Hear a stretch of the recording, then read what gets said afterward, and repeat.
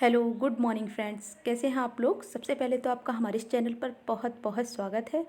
देखिए फ्रेंड्स, इस वीडियो में हम बात करेंगे महत्वपूर्ण और अहम खबरों के बारे में, जो कि आपके लिहाज से काफ़ी खास हो सकती हैं। इसलिए वीडियो को लास्ट तक देख लीजिएगा, क्योंकि सारी खबरें ही बेहद खास होती हैं। तो सबसे पहले बात कर लेते हैं यहाँ उत्तर प्रदेश लोक सेवा आयोग से। तो आप देख सकते हैं कि उत्तर प्रदेश लोक सेवा आयोग से लगातार कोई ना कोई सूचना आपको मिल ही जा रही है, जो कि बेहद ज़रूरी है। क्योंकि अभी कोविड की वजह से सारे कार्य रुके थे और इधर ने अध्यक्ष जी ने कार्यभार भी ग्रहण कर लिया और अब कार्य में तेज़ी देखी जा रही है। और अब ये जो है कल इसका भी नोटिफिकेशन आ चुका है और इसका पूरा विस्तृत विज्ञापन जारी हो चुका है। आप पूरी डिटेल चेक कर सकते हैं विज्ञापन से। तो यहाँ थोड़ा सा आप देख सकते हैं कि प्रवक्ता के लिए होगी प्रारंभिक और मुख्य परीक्षा। तो ऐसा पहली बार होगा, क्योंकि अब तक सीधे इंटरव्यू के माध्यम से भर्ती करता था लोक सेवा आयोग इस तरह से। तो राजकीय आश्रम पद्धति इंटर कॉलेजों में 124 पदों पर भर्ती के लिए आवेदन प्रक्रिया शुरू। तो प्रारंभिक परीक्षा होगी, मुख्य परीक्षा होगी। प्रारंभिक परीक्षा सामान्य अध्ययन वैकल्पिक विषय का एक और 300 अंकों के जो है 120 प्रश्न पूछे जाएंगे। तो आप जैसे नॉर्मली जैसे कि होता है इस तरीके के एग्ज़ाम्स में। तो सामान्य अध्ययन और वैकल्पिक विषय जो होगा उसका टोटल जो होगा प्रश्न पत्र होगा, जो वस्तुनिष्ठ एवं बहुविकल्पी प्रकार का होगा। कुल 300 अंकों के 120 प्रश्न पूछे जाएंगे, जिनमें वैकल्पिक विषय के और सामान्य अध्ययन के 40 प्रश्न शामिल होंगे, यानी कि 80 और 40। तो आप ये ध्यान रखिए। और मुख्य परीक्षा होगी तो उसमें सामान्य हिंदी निबंध तो 2 घंटे का और वैकल्पिक विषय का 300 का पूर्णांक पेपर 3 घंटे का होगा। तो ये चीज़ें आप ध्यान रखिए। तो इस तरीके से आप अपनी तैयारी कर सकते हैं। और ये सारी डिटेल दी हुई है, उसको भी देख लीजिए। और बाकी चीज़ें आप विस्तृत विज्ञापन में चेक कर सकते हैं, क्या कितनी सीट्स हैं, आयु सीमा और शैक्षिक योग्यता, सारी कुछ डिटेल दी हुई है। तो उसमें आप लोग देख लीजिएगा। और यहाँ देख सकते हैं 9 माह में 103 अभ्यर्थियों को नियुक्ति नहीं। तो बेसिक शिक्षा विभाग 69,000 सहायक अध्यापक भर्ती के लिए रिक्त पद भरने के तीसरे चरण की काउंसलिंग कराने की तैयारी में है। वहीं इसके पहले हुई 68,500 शिक्षक भर्ती के उन अभ्यर्थियों की सुधि नहीं ली जा रही जो पुनर्मूल्यांकन में उत्तीर्ण हो चुके हैं। फिलहाल तीसरी काउंसलिंग के लिए भी आपको बता दूं कि इसके लिए तैयारियां तो ये लोग बहुत टाइम से कर रहे हैं, पता नहीं कब ये लोग कर पाएंगे। और ये ऊपर से अब जो है बहुत सारी अड़चनें, कभी कुछ कभी तीसरी लहर, कभी दूसरी लहर, तो कभी इलेक्शन, तो बहुत सारी दिक्कतें। यहाँ ऐसे समझ लीजिए शिक्षा व्यवस्था इन लोगों ने चौपट करके रख दी है।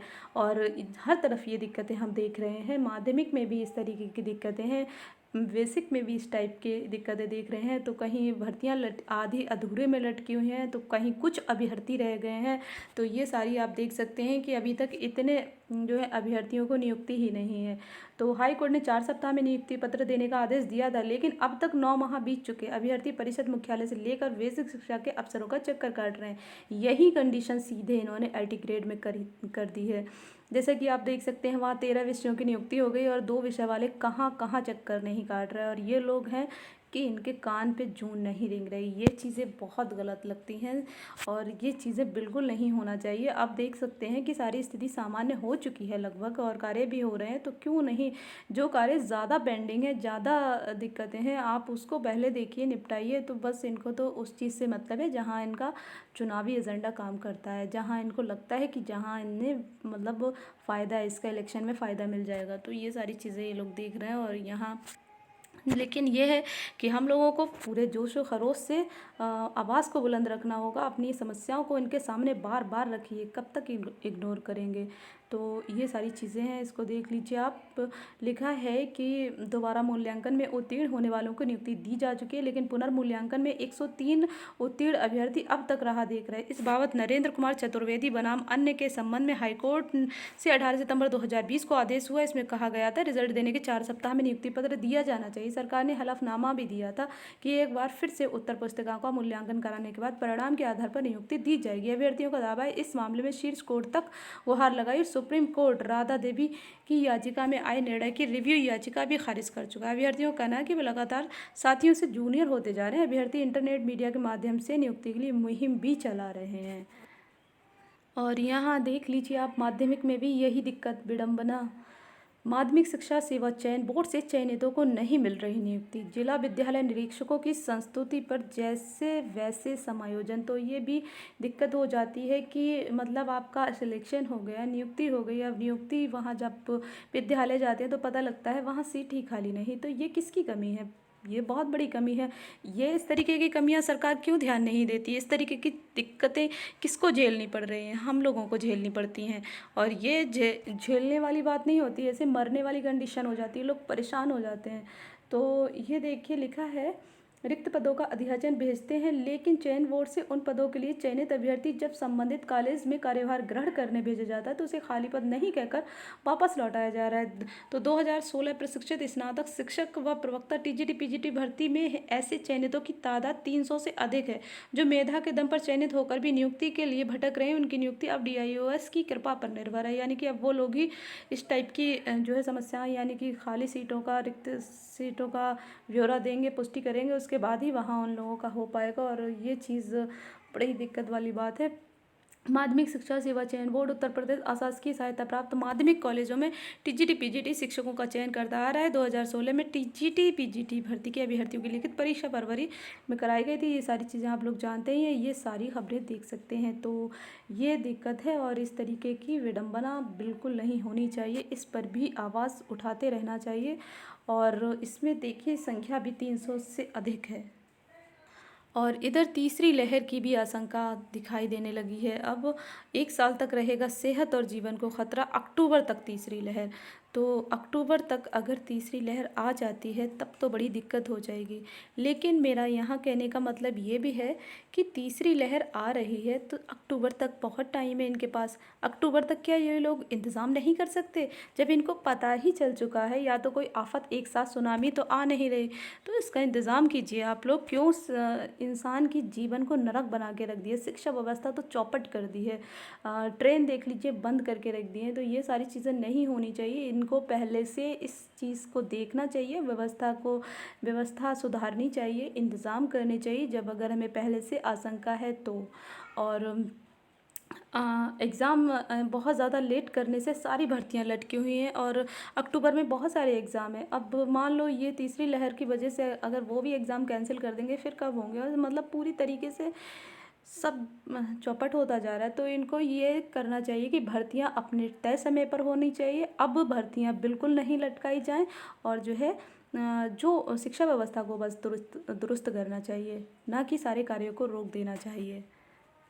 और ये देख लीजिए एक तरफ और भी लिखा है को अक्टूबर तक कोरोना की तीसरी लहर, टीका नहीं लगा तो बच्चों पर खतरा। तो कुछ तो कह रहे हैं कि मतलब खतरा है और कुछ कह रहे हैं नहीं है, तो ये भी आप देख लीजिए।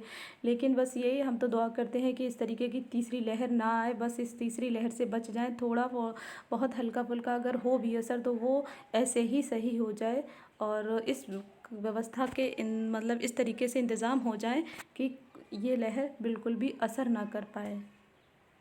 और तबादले को ऑनलाइन आवेदन जुलाई में होंगे, तो ये भी देख लीजिए आवेदन जो है जुलाई में होना है। और मतलब ये पहली बार ऐसा हो रहा है कि 4 दशक में पहली बार होगा ऑनलाइन माध्यम से ट्रांसफ़र, सहायता प्राप्त माध्यमिक विद्यालय के शिक्षकों को इंतज़ार। तो यहाँ आप देख सकते हैं प्रदेश के 4,500 से अधिक सहायता प्राप्त माध्यमिक विद्यालय में शिक्षकों के तबादले के लिए जुलाई के पहले सप्ताह में ऑनलाइन आवेदन लेने की तैयारी है।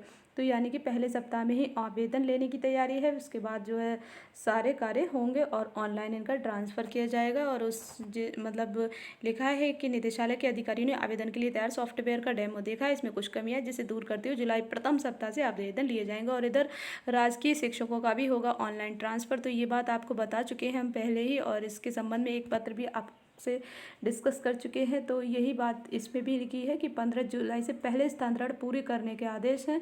तो ये रिक्तियों के लिए इन्होंने पूरी सूचना मांगी थी, लेकिन यही लग रहा है कि ये ट्रांसफ़र वाला कार्य बाद में हो जाता, पहले नियुक्ति कर दी जाती। क्योंकि वैसे भी नियुक्ति अगर चाहें तो ये लोग 15 से पहले कर सकते हैं, जुलाई के प्रथम सप्ताह में तो कम से कम नियुक्ति पत्र दे ही दें, बाकी ट्रांसफ़र बाद में कर लिए जाए तो बेहतर होगा। वरना कहीं ना कहीं रोड़ा तो बनेगा। कह रहे हैं कि ये रोड़ा नहीं बनेगा, ट्रांसफ़र बहुत बड़ा रोड़ा बन सकता है ज्वाइनिंग में। तो बस यही हम लोगों को कोशिश करनी है कि अपनी ज्वाइनिंग ट्रांसफ़र से पहले लेनी है बिल्कुल, क्योंकि मुझे मुझे लग रहा है कि ये भी दिक्कत आएगी। दिक्कत ऐसे आएगी, मान लो जैसे ट्रांसफ़र हुआ, वहाँ सीटें फुल हुई और फिर सीटों में चेंजेस आए, तो फिर बाद में ये रिक्तियों की पुष्टि कराएंगे, और पुष्टि कराएंगे तो फिर उसमें भी टाइम लगेगा, फिर तो मान लीजिए 1-2 महीना और फिर तीसरी लहर, फिर इनका इलेक्शन, फिर तो बस। तो इसलिए अभी टाइम है, सभी लोग एकजुट हो जाइए। प्रतियोगी मोर्चा हमारा लखनऊ गया हुआ है और हम दुआ करते हैं कि वो अब पोर्टल खुलवा कर ही वापस आए। बस आप लोग भी थोड़ा सा सहयोग करते रहिए, सपोर्ट करते रहिए, और प्रतियोगी मोर्चा से भी आप लोग बात कर सकते हैं। वहाँ किसी तरीके की सपोर्ट की ज़रूरत हो तो बेशक आप लोग तैयार रहिए, ये होना चाहिए। तो बस अब हम लोगों को जंग जीतनी है हर हाल में। और ये तो बात आपको पता ही है कि आज और कल तो थोड़ा सा कार्य विलम्ब हो सकता है, लेकिन हाँ, ये लोग अपनी मुलाकातों का दौर जारी रखेंगे, बस ये चीज़ है। तो दूसरी खबर आप देख सकते हैं, चुनाव ड्यूटी से 30 दिन में कोरोना से मृत्यु पर मिलेंगे 30 लाख रुपए। तो पंचायत चुनाव में जान गंवाने वाले शिक्षकों कार्मिकों के लिए योगी सरकार का बड़ा फैसला। कोविड की पॉजिटिव रिपोर्ट ही नहीं, खून की जाँच व CT स्कैन भी बनेगी कोरोना से मौत का। और मिल्खा सिंह का कोरोना से निधन हो गया है। पद्मश्री पिता पुत्र की पहली जोड़ी। तो जीव मिल्खा सिंह को पद्मश्री सम्मान से नवाजा जा चुका है, ये भी आप देख सकते हैं। और उड़न सिख के नाम से विख्यात थे, ये महान फर्राटा धावक थे। तो इनका टाइमिंग याद रखिए, क्योंकि करंट में ये इनका दिन और डेट, मतलब डेट याद रखिए आप लोग निधन की। और आयुष फार्मासिस्टों की 21 साल से नहीं हुई भर्ती। अस्पतालों में आयुर्वेद, यूनानी, होम्योपैथी फार्मासिस्ट के कई पद रिक्त। तो ये भी देख सकते हैं यहाँ आयुर्वेद फार्मासिस्ट और नर्स भर्ती की सेवा नियमावली बनाने का काम शासन स्तर पर चल रहा है। सेवा नियमावली तैयार होते ही भर्ती प्रक्रिया शुरू की जाएगी। डॉक्टर एन सिंह, निदेशक आयुर्वेद सेवाएँ। कोर्ट चिंतित, कहा ऐसी लापरवाही के कारण जल्द आएगी तीसरी लहर। तो लापरवाही नहीं बरतनी है, अभी हम लोगों को जागरूक रहना है, सचेत रहना है, और थोड़ा सा बस खुद का ध्यान रखिए, खुद का, परिवार का, और बस बच कर रहिए, जिससे कि ये तीसरी लहर आने से पहले ही बाहर से चली जाए, हम लोगों तक ना पहुँचे, बस ये ध्यान रखना है।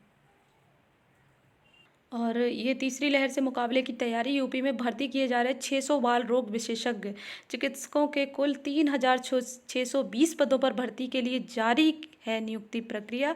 तो इसको देख लीजिएगा आप लोग, ठीक है। तो काफ़ी लोग इससे रिलेटेड होंगे चिकित्सा व्यवस्था से, तो वो भी देख सकते हैं, उनके लिए उपयोगी हो सकता है। और TGT 2016 के छूटे अभ्यर्थियों का साक्षात्कार 28 जून से, ये बात आप देख सकते हैं।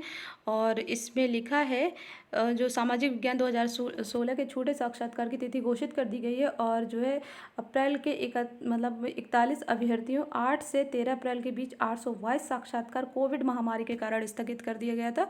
चयन बोर्ड की ओर से छूटे साक्षात्कार 28 जून से 2 जुलाई के बीच होंगे। तो ये चीज़ है, इसका मतलब है ये भर्ती अब जल्दी ही कंप्लीट हो जाएगी, जैसा कि बताया भी गया था।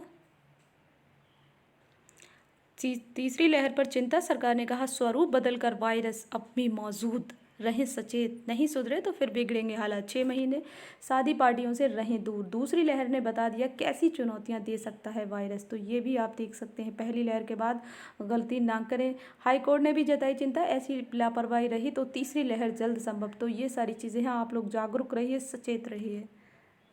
और ये देख सकते हैं राजकीय महाविद्यालयों के प्रवक्ताओं व प्राचार्यों का होगा ऑनलाइन तबादला। तो यहाँ भी देख सकते हैं 28 जून तक मांगे गए ऑनलाइन आवेदन, मोबाइल पर मिलेगी तबादले की सूचना।